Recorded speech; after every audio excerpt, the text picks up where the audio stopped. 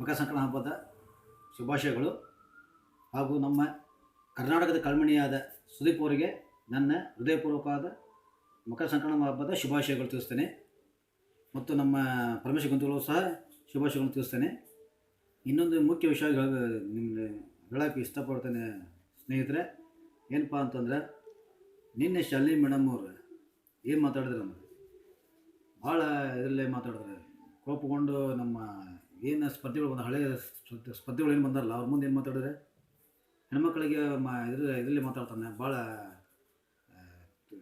ಕೀಳಾಗಿ ಮಾತಾಡ್ತಾನೆ, ಒಂಟಿ ಭಾಷೆಯಾಗಿ ಮಾತಾಡ್ತಾರೆ ಅಂತಂತಾರೆ. ಹಂಗೆ ಮಾತಾಡೋಕ್ಕೆ ಪ್ರಥಮ ಸಾಧ್ಯನೇ ಇಲ್ಲ. ಒಳ್ಳೆಯ ವ್ಯಕ್ತಿ.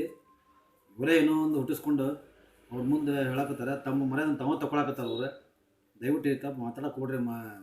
ಶಾಲಿನಿ ಮೇಡಮ್ ಅವರೇ, ಮಾತುಗಳು ಇದಿರಲಿ, ನೆಲೆಗಳು ಹಿಡಿತಿರಲಿ, ಆ ಥರ ಮಾತಾಡೋಕೆ ಹೋಗ್ಬೇಡ್ರಿ.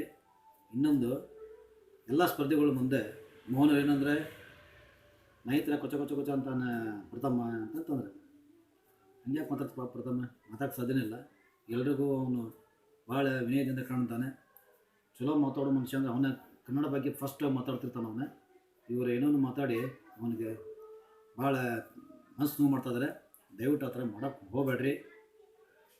ಭಾಳ ಇದ್ರಲ್ಲಿ ಸಣ್ಣ ಮಾತಾಡಿ ಮನಸ್ಸು ಕಳ್ಸ್ಕೊಳಕ್ಕೆ ಹೋಗಬೇಡ್ರಿ. ಶ್ರುತಿ ಮೇಡಮ್ನ ಬಂದು ಸ್ವತಃ ಹೇಳಿದ್ರೆ, ಏನಂತ ಹೇಳಿದ್ರೆ ಅವರೇ, ಎಲ್ಲ ಕಳ್ಸ್ಕೊಂಡು ನೀವು ಪ್ರಥಮ ಬಗ್ಗೆ ಭಾಳ ಮಾತಾಡ್ತಿರಲ್ಲ ಎಲ್ಲರೂ ಅಂತಂದರೆ ನಿಮಗೆ ನಾಚಿಕೆ ಬರ್ಬೇಕು.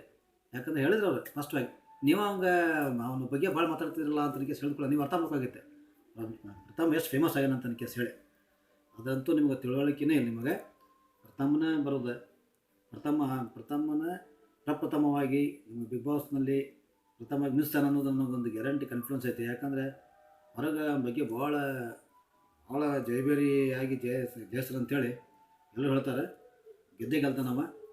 ಮಂಗಳೂರಿಂದ ಹಿಡಿದು ಶಿರ್ಸಿ ಮಠನೂ ಎಲ್ಲರೂ ಅವನ ಬಗ್ಗೆ ಭಾಳ ಚಲೋ ಇದನ್ನ ಐತೆ.